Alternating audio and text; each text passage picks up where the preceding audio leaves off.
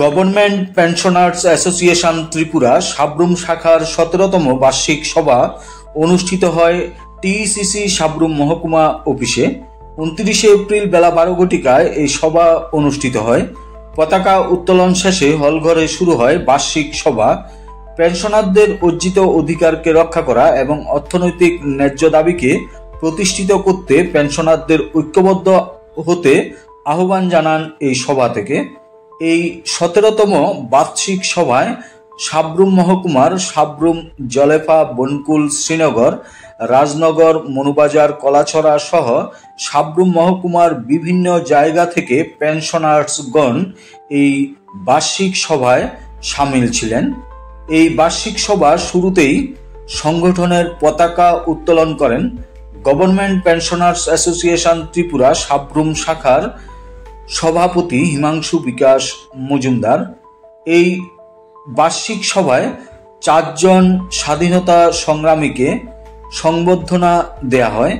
এছাড়াও একজন বয়স্ক পেনশনার্সকে সংবর্ধনা জানানো হয়েছে এই বার্ষিক সভা থেকে।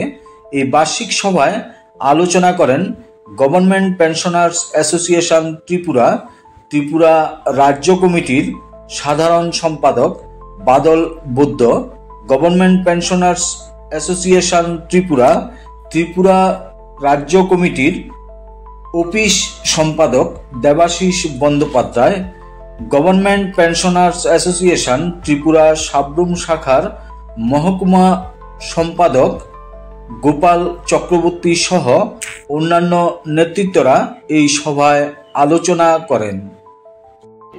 আমি শ্রী গোপাল চক্রবর্তী, সাব্রুম গভর্নমেন্ট পেনশনার্স অ্যাসোসিয়েশনের সম্পাদক।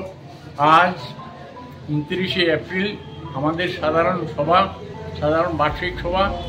এই সভায় উপস্থিত আছেন আমাদের কেন্দ্রীয় কমিটির সাধারণ সম্পাদক মাননীয় শ্রী বাদল বৈদ্য এবং অন্যতম একজন অফিস সম্পাদক দেবাশিস বন্দ্যোপাধ্যায় মহোদয়।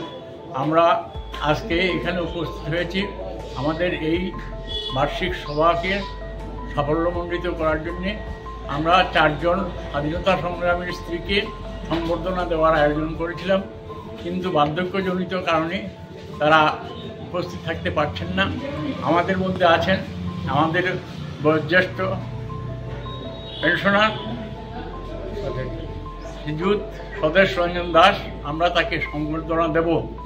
আজকের এই বার্ষিক সাধারণ সভা সফলতা কামনা করি।